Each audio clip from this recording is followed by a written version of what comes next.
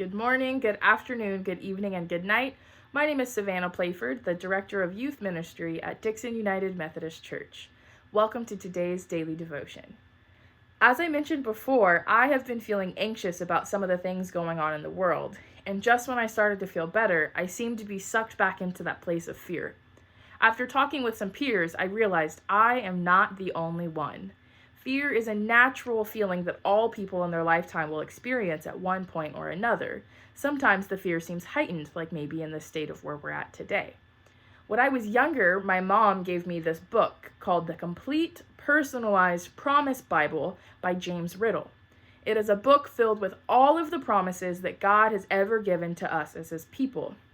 So whenever I've been feeling anxious lately, I will flip to a random page and feel better.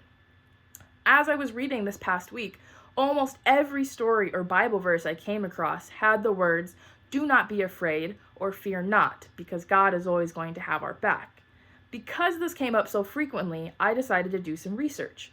How often is this in the Bible?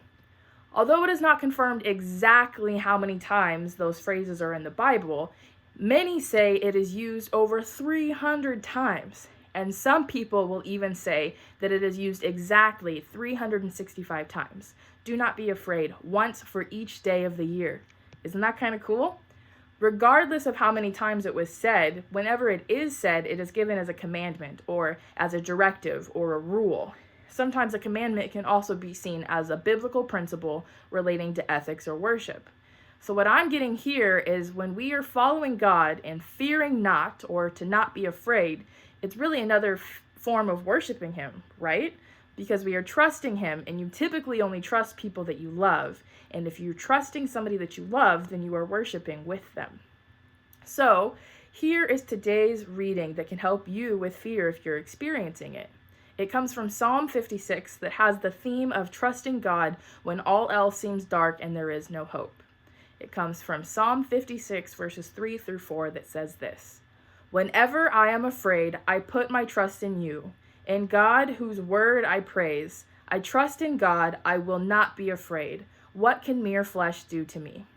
This is, of course, written by David, but notice here that David is not saying, "Do not be afraid." It's not a commandment, but instead he is saying, "When I am afraid." He himself is afraid and knows that many other people can have the same feeling as him. So he's saying, "When I am afraid, I will put my trust in God." That's pretty cool if you ask me. Because God knows the unknown, God is everywhere, and just like every Sunday school answer, God loves us. So if God is for us, who can stand against us?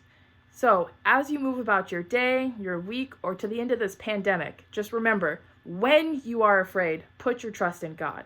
So today I challenge you that when you are afraid, put your trust in God and remind yourself that 3 times today. Just say to yourself, "When I am afraid, I put my trust in you."